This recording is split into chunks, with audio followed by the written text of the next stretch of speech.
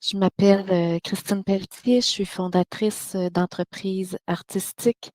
Merci de prendre ce temps avec moi aujourd'hui. Si vous êtes ici, c'est peut-être parce que votre Excel ou vos tableurs ont commencé à prendre un peu de place.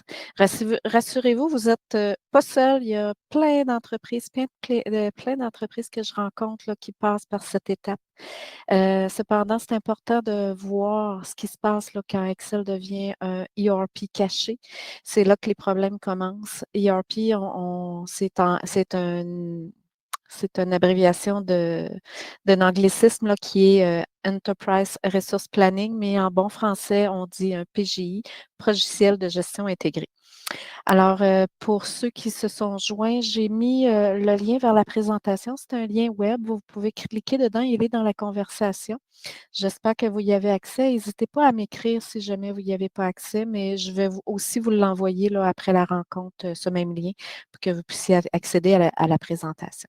Vous allez aussi recevoir après la rencontre l'enregistrement du webinaire. Alors, pour notre plan des prochaines 40 quelques minutes, je vais d'abord voir avec vous les signaux d'alarme. Quels sont les signaux d'alerte? Puis, vous présenter quelques cas concrets que j'ai rencontrés en entreprise. Ensuite, je vais vous partager pourquoi c'est important d'agir dès maintenant, comment poser les vraies fondations numériques et enfin, on aura un petit moment d'échange là, pour vos questions. Avant de plonger dans le sujet, en quelques mots sur moi pour que vous sachiez à qui vous avez affaire. J'ai plus de 15 ans d'expérience en analyse et optimisation des processus. J'ai travaillé avec des PME du Québec, des manufacturiers comme des cabinets professionnels, toujours avec la même mission, rendre la technologie utile, concrète, adaptée à la réalité du terrain. Je suis une ancienne gestionnaire d'équipe. J'étais en charge d'une équipe RH là, de à peu près 16 personnes. Et au moment où j'ai pogné la piqûre du numérique, c'est quand j'ai implanté dans mon propre service et ma propre organisation un gros système de gestion des ressources humaines, un SIRH complet. Et là, j'ai abandonné mon poste. Je me suis lancée comme analyste de système et de gestion de projets technologiques. Ce qui me passionne, c'est optimiser vos processus souvent les processus qui n'ont pas suivi l'évolution de votre entreprise et les transformer en solutions structurées, fiables et efficaces. Autrement dit, des solutions qui font gagner du temps, qui sécurisent vos opérations et qui vous permettent là, de croître sans surcharger vos équipes. Mon rôle, c'est d'apporter des solutions concrètes à vos défis, simplifier vos processus et vous aider à prendre les meilleures décisions au point de vue numérique. C'est pour ça que je base aussi mon travail sur ma méthodologie Numéria. C'est un parcours en plusieurs phases, mais en gros, si on regarde les 4 phases là, présentées à l'écran, c'est on va commencer par modéliser, on va faire un audit cartographié, on va regarder votre niveau de maturité numérique. Ensuite de ça, on va ancrer l'humain avec le numérique, on va définir vos priorités, vos besoins, on va vous équiper, on va choisir les bons outils, améliorer les façons de faire et ensuite de ça, transformer pour pouvoir accompagner vos équipes dans le changement. Aujourd'hui, avec ce premier webinaire, on se situe dans la première étape, celle euh, qui se compose, elle aussi, de plusieurs thèmes, mais le thème qu'on va discuter aujourd'hui, c'est celui de comprendre et poser les fondations euh, des fondations solides là, en transfo numérique.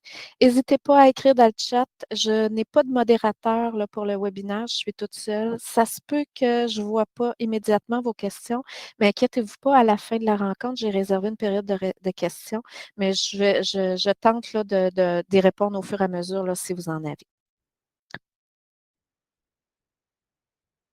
Donc, notre objectif aujourd'hui n'est pas de vous transformer en expert technique ni de vous vendre une solution. Mon but est encore plus simple, c'est de vous aider à identifier les signaux d'alerte quand Excel prend de la place, vous montrer à travers des cas très concrets où ça coince dans des entreprises, des cabinets professionnels et pourquoi ça peut devenir risqué pour votre entreprise.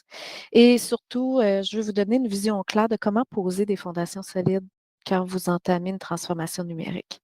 On va garder ça à haut niveau quand même, concret, mais j'espère que ce sera assez léger pour vous. Vous allez voir, je vais vous mettre des belles images là, pour que vous puissiez vous faire des parallèles là, dans votre tête là, à travers la présentation. Puis après tout, si on parle de votre quotidien, là, pour moi, là, c'est pas un monde théorique, là, c'est vraiment du concret. Pour moi, Excel, c'est un outil formidable, là. Je vous le dis, là, je ne mets pas Excel sur la sellette pour dire qu'il n'est pas bon. Au contraire, c'est un super bel outil. On peut faire presque tout avec lui. C'est tellement génial qu'en bout de ligne, ça peut aussi devenir un problème parce que petit à petit, Excel peut devenir l'outil qui gère tous les aspects administratifs et même opérationnels d'une entreprise. Exemple, les dossiers clients, les heures facturables, la facturation en soi, parfois même la gestion des ressources humaines et les suivis internes. En fait, sans s'en rendre compte, on finit par lui demander d'être notre ERP maison, PGI en bon français. Ça marche un temps, mais c'est comme une maison à laquelle on ajoute des pièces et des étages sans jamais renforcer les fondations. Ça tient jusqu'au jour où les murs craquent et là, les conséquences peuvent être plus sérieuses pour, bon, le parallèle de la maison, mais pour votre entreprise. Alors, comment savoir si Excel est en train de devenir un frein pour pour vos services, pour votre entreprise, votre cabinet de professionnels? Il y a quelques symptômes réguliers qu'on voit qui sont très parlants. Je vous les présente ici sommairement. Il y a des copier-coller, des fichiers qui circulent par courriel. Là, je m'excuse, je vais juste fermer mon courriel. Je vais prendre 30 secondes pour fermer mon Outlook parce que je ne sais pas si ça coupe, mais ça fait des blings dans mon oreille, puis c'est comme si le son coupait, alors je ne voudrais pas que ça interrompe. Alors, je poursuis. Comment savoir si Excel? Donc, on fait parfois des copier-coller à répétition. On peut avoir des fichiers qui circulent par courriel, puis là, on se retrouve avec différentes versions qu'on ne sait plus où elle est. On peut avoir un fichier maître, parfois même, qui fait que il y a juste, c'est la personne qui a construit ce fichier-là et ses autres fichiers sous-jacents, mais il y a juste cette personne-là qui les comprend, ou des erreurs qu'on corrige manuellement encore et encore. Si pour ça, ça résonne chez vous, c'est pas un hasard. Souvent, on croit que c'est des petits irritants qu'on tolère, qu'on fait fi, mais bout à bout, quand on les met bout à bout, ça devient des signaux clairs que l'organisation a peut-être pas les fondations numériques solides. Puis, pour illustrer ces symptômes, je vais vous raconter quelques cas concrets là, que j'ai rencontrés chez des clients. Je les ai anonymisés, ce sera impossible de reconnaître les personnes là, qui sont les clients qui ont passé à travers ça, mais ça va vous mettre en évidence un petit peu plus de situations concrètes. Donc là, ici, je vous présente Sophie. C'était une associée dans un cabinet comptable chez ce client. C'était celle qui avait bâti le fichier Excel. Le fichier Excel était hyper complexe et permettait de gérer toutes les heures facturables. Et en plus de ça, tout le monde du cabinet y entrait ses heures, mais au fond, il y avait juste Sophie qui comprenait la logique derrière tout le système de gestion derrière Excel. Et un jour, Sophie a pris un congé imprévu, puis c'est toute la facturation qui s'est arrêtée. Puis dans cette image, là, je ne veux pas aller plus loin là, dans ce cas-là parce que ça pourra faire partie d'un prochain webinaire là, sur ce qu'on a fait pour régler le problème. Mais ce que je voulais mettre en évidence ici, c'est comme dans notre image de maison, Sophie, c'est la seule poutre qui retient toute la charpente. Puis si cette poutre-là applique, ben, c'est toute la structure qui va menacer de s'écrouler. Alors, on peut facilement faire le parallèle avec la maison et l'entreprise. Mon autre cas, c'est Julie. Elle travaillait comme adjointe dans une étude notariale. Et chaque semaine, c'est elle qui recevait la majorité des infos de l'entreprise par téléphone, par courriel.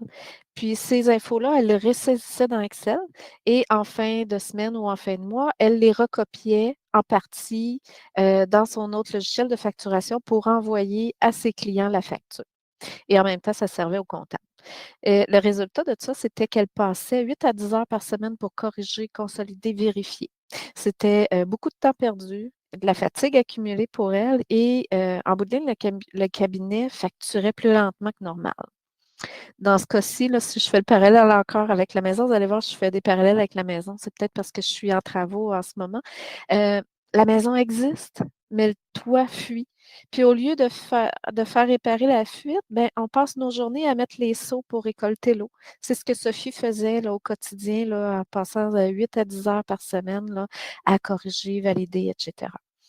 Pour le cas de Julie, son rôle est super essentiel, mais le problème, c'est le processus, c'est la méthode qui était un frein. C'était du temps non productif qui pouvait être autrement facturé au client, du temps qu'elle pouvait réinvestir autrement. Il y avait une multiplication de saises manuelles, ça faisait augmenter les risques d'erreur et d'incohérence surtout, et ça causait des retards puis de l'insatisfaction, tant à l'interne qu'à l'externe.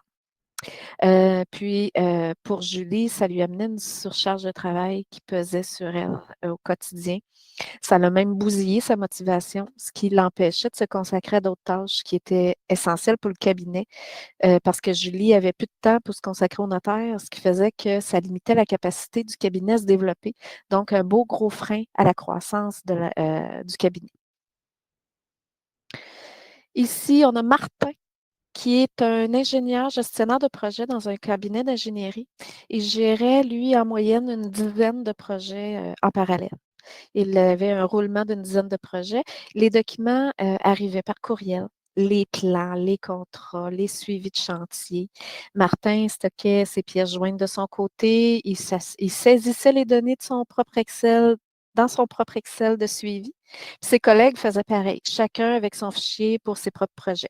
Le résultat, pour les projets en commun ou pour pallier à des absences, ben, il y avait des doublons, des oublis, des multiples versions d'un même document. Et pour retrouver une info, il fallait fouiller des dizaines de courriels, voire même dans les répertoires. Il était même mêlé entre sur mon OneDrive, c'est-tu sur un SharePoint.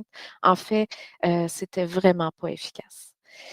Ce cas est particulièrement pertinent pour des entreprises de services comme des cabinets d'ingénierie, d'architecture, de services conseils, d'avocats, peu importe, qui gèrent plusieurs projets, plusieurs clients simultanés. Le problème réside dans l'absence de gouvernance structurée pour la gestion des documents et des informations de projet. Chaque collègue gère à sa manière, souvent avec des outils personnels, individuels et des pratiques isolées.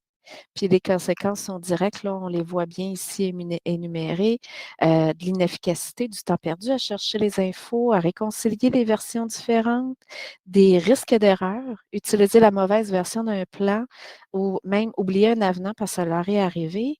Ça a eu une conséquence financière et juridique super importante parce que là, il n'y avait pas la dernière version de l'avenant au contrat, ce qui fait qu'ils ont travaillé pendant des semaines sur une mauvaise version. Ça fait que ça a été un coût énorme pour l'entreprise. Il y a eu aussi un manque de visibilité pour la direction. C'est difficile de savoir où sont réellement les projets. C'est difficile d'anticiper les problèmes.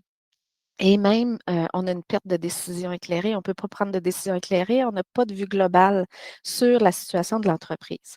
Donc, ça met en lumière la nécessité d'une analyse approfondie, que le processus en place freine la croissance et l'efficacité de l'entreprise. On a Jean ici, qui lui aussi était un associé dans un cabinet de comptable. Puis le cabinet était en très forte croissance.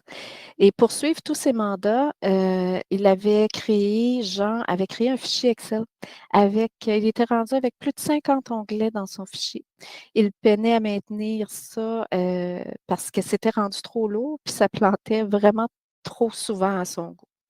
Puis, en plus, l'équipe qui n'arrivait plus à obtenir une vision claire de la rentabilité par client parce que le fichier était rendu trop complexe.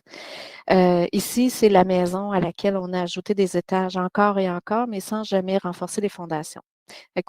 Au moment où j'ai rencontré Jean puis que je suis rentrée dans leur cabinet, ben, tout vacillait puis c'était vraiment à risque. Maintenant, là, je ne vous vois pas, je ne vois personne, là, les caméras ne sont pas activées, je sais qui est là, mais j'aimerais prendre quelques secondes avec vous. Si vous voulez fermer les yeux, pensez à votre Sophie ou votre Jean ou encore au fichier Excel qui concentre toute l'information de votre organisation. Puis là, posez-vous ces 3 questions. C'est des questions quand même essentielles pour voir si vous êtes à risque. Si, mettons, votre Jean, votre Sophie s'absente, euh, qu'est-ce qui va s'arrêter chez vous dans votre entreprise? Quel processus? Y a-t-il des projets? Y a-t-il des fonctions qui seraient directement paralysées? Ensuite de ça, temps. votre entreprise tiendrait sans conséquence? Est-ce une journée, une semaine? C'est peut-être plus. Ça serait quoi l'impact financier, opérationnel et même impact sur votre réputation d'entreprise, sur le marché? Puis là, finalement, qu'est-ce que vous avez mis en place pour éviter cette dépendance? Avez-vous une documentation claire, une formation croisée ou des outils qui permettent de réduire cette vulnérabilité-là? Au fond, là, la vraie question, c'est pas de savoir si vous avez un champ ou une Sophie, mais savoir si vous vivez ce risque-là et si vous êtes prêt à continuer à prendre ce risque. C'est là qu'on réalise que c'est peut-être pas des petits irritants, mais plus des risques stratégiques à certains niveaux.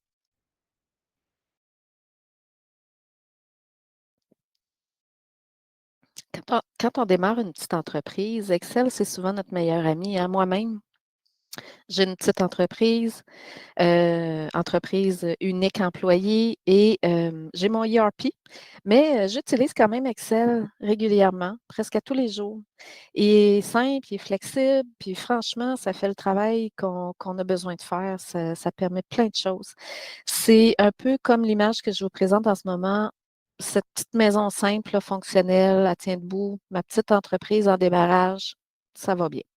Mais attention, si on veut grandir, si on ajoute des pièces, si on veut agrandir la famille, il faut déjà se demander si les fondations vont suivre de cette maison-là parce que ça peut risquer de tomber. C'est là que dans le fichier Excel, on commence à ajouter des colonnes, des onglets, des macros, des fichiers partagés, des liens entre plusieurs classeurs. Et là, sans s'en rendre compte, Excel devient notre logiciel de gestion intégrée improvisé. Puis ça donne ça. Pour une entreprise en croissance, la réalité change. Ici, votre Excel, quand il est devenu votre logiciel de gestion intégré, c'est comme cette maison-là là, qu'on voit à l'écran. On ajoute un étage, puis un autre, on met de l'échafaudage, mais la structure n'a jamais été pensée pour ça. Ça fait qu'un jour, ça finit par craquer. Puis, au stade de croissance, quand l'entreprise en est rendue là, Excel, c'est plus la solution, ça devient un frein. On perd du temps à valider des données, on multiplie les erreurs, on ne sait plus qui a la bonne version du fichier et les employés passent plus de temps à gérer l'outil qu'à gérer le client. C'est là que l'analyse des besoins devient essentielle. Puis encore une fois, ce qu'il faut se poser comme question, c'est pas ça nous prend-tu un ERP? La question, c'est plutôt quelle solution est la plus adaptée à mon stade de croissance? Parce que ça pourrait être un PGI, mais ça pourrait être aussi un système spécialisé ou une combinaison d'outils intégrés. Contrairement à Excel, ces solutions sont conçues pour gérer vos processus de bout en bout, que ce soit les finances, la comptabilité, les RH, les opérations, les ventes, votre inventaire, tout est relié, traçable, solide. C'est la différence entre ajouter des échafaudages à une cabane, comme ici, et bâtir sur des fondements solides avec des vrais murs porteurs. Alors, pour moi, la réponse est claire à Excel est-il mauvais? La réponse est non, il est excellent, Excel. Mais est-ce qu'il est adapté à votre croissance? Ça se pourrait que non. Si vous avez une perspective de croissance, si vous vivez ces enjeux-là de recopiage, etc., de démotivation, ben, c'est peut-être des signaux d'alerte. Parce qu'au bout du compte, là, un outil, ça doit être un levier de croissance, mais pas une prison invisible comme Excel le deviendrait quand on doit tout recopier, comme dans le cas de Julie tantôt, notre adjointe administrative. Et c'est encore moins, c'est encore moins bon quand on est sur des fondations fragiles. Imaginez maintenant votre maison de rêve, votre système, votre processus idéal, votre maison de rêve, le style, la couleur, le nombre de pièces. Avant de choisir les fenêtres, les rideaux, c'est quoi la première chose à établir? Je vous laisse réfléchir 3 secondes. C'est choisir le lieu où vous allez mettre votre maison et les fondations. Une maison sans fondation solide, c'est une maison qui ne tiendra pas, peu importe à quel point elle est belle. C'est exactement pareil pour votre entreprise. Avant de courir vers le logiciel dernier cri ou le PGI à la mode, il faut commencer par comprendre votre propre processus et bâtir sur du solide. Puis voir où vous voulez être dans le futur. Considérez votre vision pour ne pas recommencer dans 2 ans. C'est là que la base de ma méthodologie prend son sens. On va commencer par la première étape qui est de modéliser. On va modéliser les processus pour voir clair. Ensuite, on va définir les priorités parce que ce n'est pas le logiciel qui fait la différence, c'est la qualité des fondations sur lesquelles on s'installe. On l'a dit tantôt, avant les fenêtres et les rideaux, c'est les fondations qui comptent. La vraie question, c'est donc par où commencer pour bâtir des fondations numériques stables? Bien, la première étape, c'est d'avoir un portrait clair de votre situation actuelle. Ça veut dire identifier les vraies failles de vos processus, vos besoins spécifiques. C'est quoi qui va bien en ce moment? Ça aussi, c'est important à considérer. Pas juste les irritants superficiels, il faut aller en profondeur de vos besoins, de votre spécification d'entreprise. Parce que souvent, la douleur qu'on ressent, c'est juste le symptôme d'un problème plus profond. Donc, ensuite, il va falloir définir vos besoins et votre destination, votre vision, votre maison de rêve. C'est un peu comme planifier aussi un voyage. Si vous ne savez pas où vous voulez aller, n'importe quelle route va vous sembler correcte. Donc, on embarque dans une voiture, mais est-ce que vous allez arriver au bon endroit un jour? Je ne sais pas. Vous allez peut-être faire des détours inutiles. Vous allez peut-être arrêter à des endroits qui n'ont aucun rapport avec votre besoin. Et la troisième étape, ça va être de définir vos indicateurs de performance. C'est important de le faire dès les fondations parce que on a besoin, pour s'améliorer, on ne peut pas s'améliorer si on ne mesure pas. Donc, pour pouvoir savoir d'où on part et où est-ce qu'on va être, ben, on va pouvoir faire de la différence dans le futur. Donc, ces indicateurs-là vont être vos repères, vont vous permettre de suivre l'évolution et les ajustements de cap, de vision. Donc, je laisse du temps à réfléchir. C'est pas l'outil, hein, qui est le problème. On l'a dit tantôt. Ce n'est pas le manque de volonté non plus, hein. Heu, Ce que je vois trop souvent dans les entreprises, c'est que les entreprises, elles attendent trop, trop longtemps. Qu'est-ce qui se passe le plus souvent? Elles voient les signes, mais elles attendent. Elles se disent: «Oh, on va continuer un peu avec Excel, ça tient encore, on a d'autres priorités, on n'a pas le temps». Mais un jour, ça casse, un employé quitte, un fichier plante, une erreur coûteuse survient, puis là, on se lance dans la transformation numérique. Mais qu'est-ce qui se passe? On n'a pas le temps de mettre les fondations, comme vous avez pu voir précédemment. On est en urgence, ça saigne. Alors, on va commencer par le milieu, on va choisir le premier logiciel, on va acheter le logiciel de la démo qui nous semble le mieux adapté. On installe un ERP sans savoir si ça répond à notre besoin, puis on n'aura pas pris le temps de poser les fondations.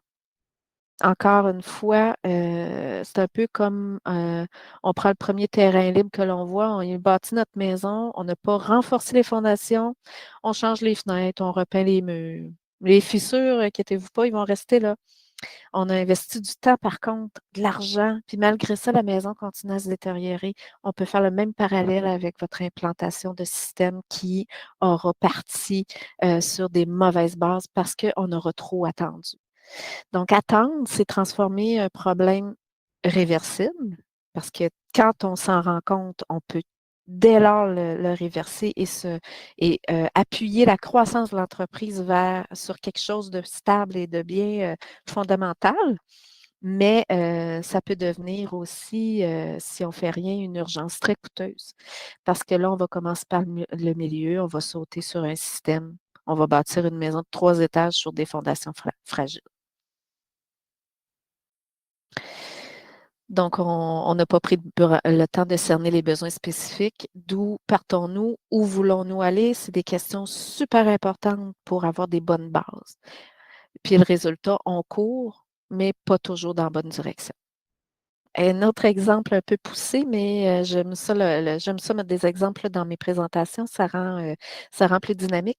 C'est comme si vous étiez malade, on a des symptômes, on file à la pharmacie, puis là, on choisit le médicament là qui semble être celui qui convient ou le voisin nous a dit: «Ah moi j'ai eu ce symptôme-là, j'ai pris tel médicament». Mais avez-vous exactement le même bobo? Avez-vous exactement le même bobo? Même si ça se ressemble, est-ce que vous feriez ça vraiment pour votre problème de santé? Je suis certaine que non. Vous iriez chercher un diagnostic. Pourtant, c'est ce que beaucoup d'entreprises font avec leur transfo numérique. Ils choisissent une solution parce qu'elle est populaire ou parce qu'un compétiteur ou un voisin l'a implantée ou que quelqu'un qu'on apprécie beaucoup nous a recommandé. Puis on fait ça sans vérifier si elle répond réellement à nos besoins. C'est encore une fois comme soigner une fièvre persistante et forte sans chercher la cause de la maladie. Ce qu'il faut retenir ici, c'est que la transfo numérique, c'est pas juste une nouvelle interface ou un logiciel tendance, c'est un changement culturel, une réorganisation du travail, un accompagnement des équipes dans le changement, une gouvernance et même une croissance, un développement de culture numérique. C'est super important. C'est des mouvements profonds, pas seulement une couche technologique. Je vous ai parlé tout à l'heure de l'exemple du médicament choisi à la pharmacie. Pour moi, le vrai frein, là, c'est pas d'avoir des symptômes, c'est de pas agir quand on a des symptômes, d'attendre la catastrophe et ensuite se garrocher sur la première solution disponible. Puis on recommence, c'est le cercle vicieux, on se met à risque, notre entreprise, nos projets. Donc, quand on a des symptômes puis qui s'étirent, ben peut-être c'est le temps d'aller voir le médecin et prendre du recul puis analyser là, ce qui se passe. Donc là, ici, c'est un exemple assez flagrant d'une maison qu'on a bâtie en urgence, sans passer aux fondations, en choisissant le premier terrain disponible. Oui, je pousse l'image à l'extrême, mais en réalité, ça revient à construire une maison sans analyser le sol, hein. On prend le temps de comprendre le terrain, de poser les fondations solides. Pourtant, on ne prend pas le temps de comprendre le terrain puis de poser les fondations solides. Puis pourtant, on y installe déjà des murs. Qu'est-ce qui se passe dans ce cas-là? Bien, c'est sûr que la maison va être instable. Alors, c'est exactement le piège du numérique. Excusez-moi, j'ai des chats à la maison. C'est exactement le piège du numérique de commencer par le milieu. Achetez un outil avant d'avoir clarifié vos processus, vos besoins, votre vision d'ensemble et votre vision à moyen terme, là. Quand on fait ça, c'est la meilleure, même la meilleure solution qui existe sur le marché va finir par devenir instable. Parce que sans fondement solide, aucune maison, même aucune transformation numérique peut tenir dans le temps.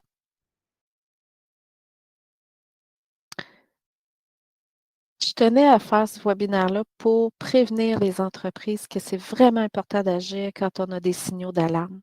Parce qu'à ce moment-là, on laisse le problème s'installer, on l'aggrave, puis il finit toujours par coûter plus cher à régler. C'est là que la transformation numérique prend tout son sens. Agir au bon moment avec les symptômes pour pas que ça devienne une maladie chronique. Tout à l'heure encore, je vous parlais de symptômes qu'on retrouve quand Excel prend trop de place. Mais qu'est-ce que ça veut dire concrètement dans une PME ou dans un cabinet de services professionnels? En bref, quand vos processus freinent vos employés au lieu de les aider, c'est un premier signal clair qui est engagé. Je vous ai mis ici une liste de symptômes typiques. Sachez une chose, vous n'avez pas besoin de toutes les vivre pour que ce soit préoccupant. Un ou deux suffisent pour définir ou ralentir la croissance et fragiliser votre entreprise, votre organisation. Puis là, si vous avez le goût de m'écrire dans le chat, est-ce que vous reconnaissez certains symptômes de votre organisation parmi ceux-là? Juste me dire un oui ou on vit ça chez nous, ben, ça permet de voir à quel point ce que vous traversez est partagé par d'autres entreprises parce que vous n'êtes pas unique. Vous allez, vous allez recevoir la présentation, vous allez pouvoir la reprendre là et si, vous avez vu dans la conversation, vous pouvez, aller chercher le lien vers cette présentation-là. Donc aujourd'hui, on a vu ensemble le piège classique qui est commencé par le milieu parce qu'on n'a pas pris le temps de mettre en place les fondations en se précipitant sur un logiciel sans avoir, clarifié nos besoins. Au final, c'est la même solution même la comme je le disais, mais la meilleure solution devient instable. Alors, comment éviter ça? Bien, en utilisant votre carte routière. La prochaine étape, ce serait d'utiliser votre carte routière, savoir d'où vous partez, où vous voulez aller, et regarder une cartographie de processus. Pas besoin de savoir, d'avoir les meilleurs logiciels pour le faire. Pour Ça permet de clarifier d'où vous partez, où vous allez. Je fais souvent cette activité-là avec des entreprises et les gens disent: «Ah, tu es certaine, Christine, qu'on a besoin de ça?» Puis en finale, ils me disent: «Ah, on en fait bien plus que je pensais. Quand on le dessine, on voit des zones qu'on n'a pas pensées.» Et cette cartographie-là, là, on met ça sur papier, les dirigeants, les employés, il y a une coinsertion entre les 2 et tout le monde voit clair ce qui se passe dans l'entreprise, puis c'est quoi vos processus.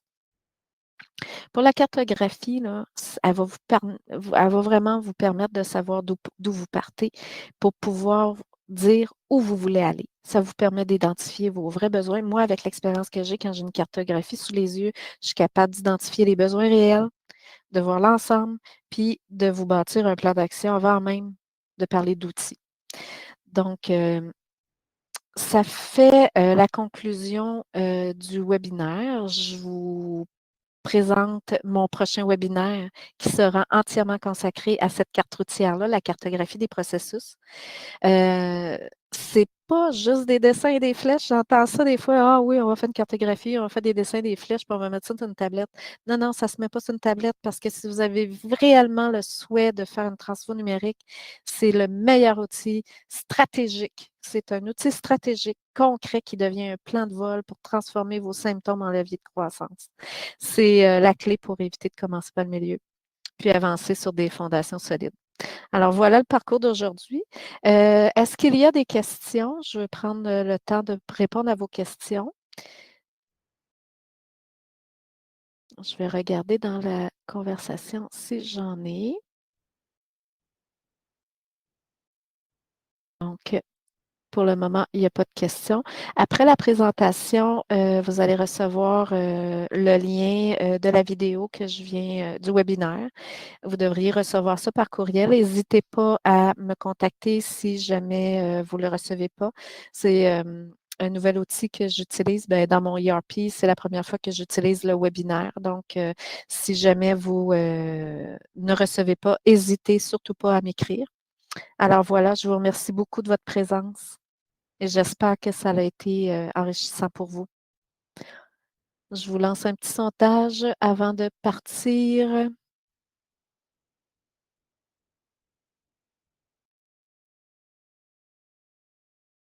Si vous avez quelques secondes encore pour répondre au sondage, merci.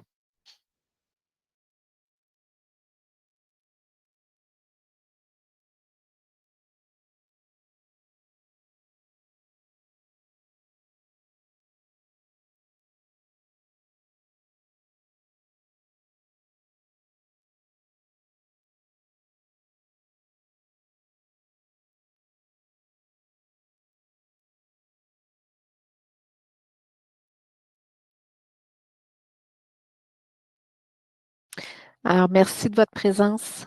Je vous souhaite une belle journée, puis j'espère vous revoir au prochain webinaire le 16 octobre. Bonne journée.